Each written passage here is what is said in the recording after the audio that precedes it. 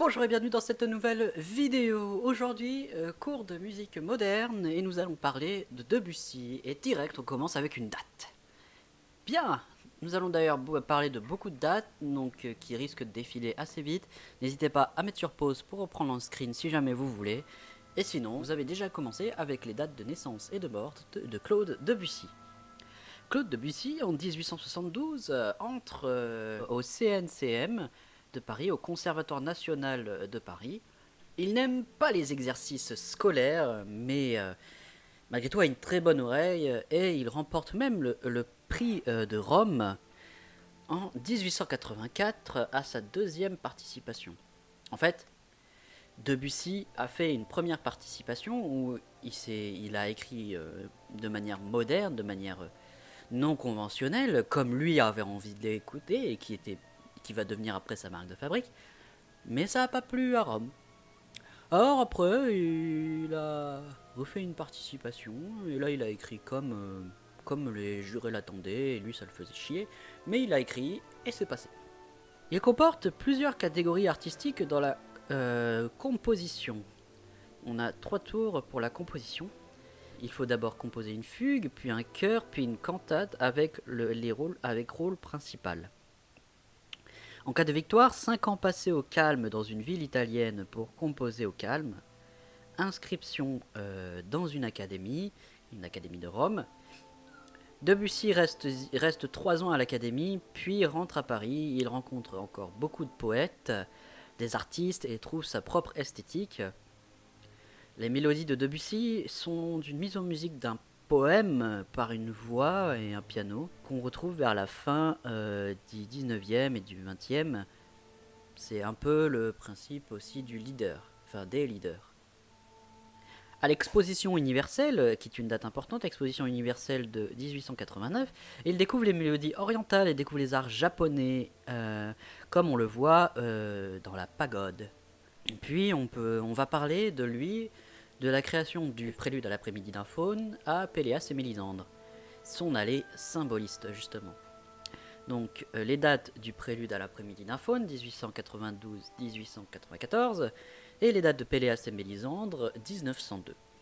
Péléas et Mélisandre est une pièce de théâtre de Maeterlinck de 1892 qui a inspiré plusieurs musiciens.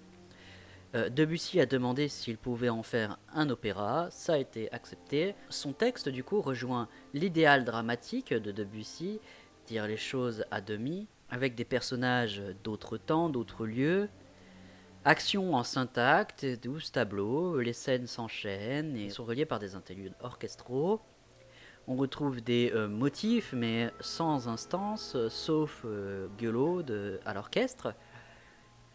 Pas d'air, au sens traditionnel, sauf chanson de M. Il rejette du coup la tradition au chant d'ambitus restreint et il faut qu'on chante comme des personnes naturelles. Voilà, c'est ce qu'il veut et on retrouve 3 symboles majeurs.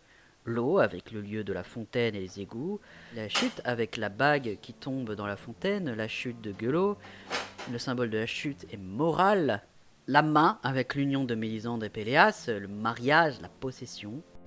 En 1903, d'ailleurs, Debussy est nommé chevalier de la Légion d'honneur en France.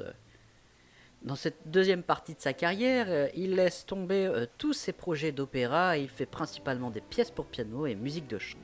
La musique pour piano de Debussy, c'est de l'amour de s'exprimer comme ça au piano pour lui. Il écrit d'ailleurs 24 préludes repartis en 2 livres. Les titres sont souvent des images, des vers, exemple avec des vers de Baudelaire. Une seule pièce a un titre qui n'est pas une image pour les tierces. Voilà, c'est le nom de l'œuvre. Même la sérénade interrompue doit donner une idée de guitare espagnole et il va même jusqu'à écrire 12 études pour piano. Les premières inspirations de Debussy sont un peu jazz. On voit même une commande assez jazzy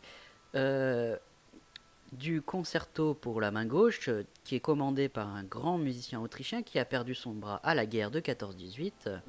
Voilà, on a comme contemporain à Debussy, on a Ravel, dont ses dates sont 1875 et 1937.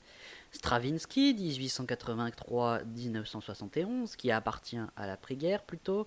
On a Schoenberg, 1874-1951.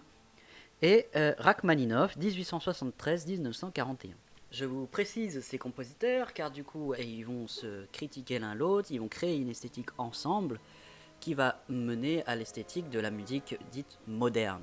Sur ce, cette vidéo est terminée, j'espère qu'elle vous aura plu, n'hésitez pas à le manifester avec un pouce en l'air, à me poser toutes vos questions dans les commentaires, je discuterai avec vous avec plaisir, à vous abonner pour soutenir la chaîne et pour ne rien rater, et sur ce, bonne révision, musicalement vôtre.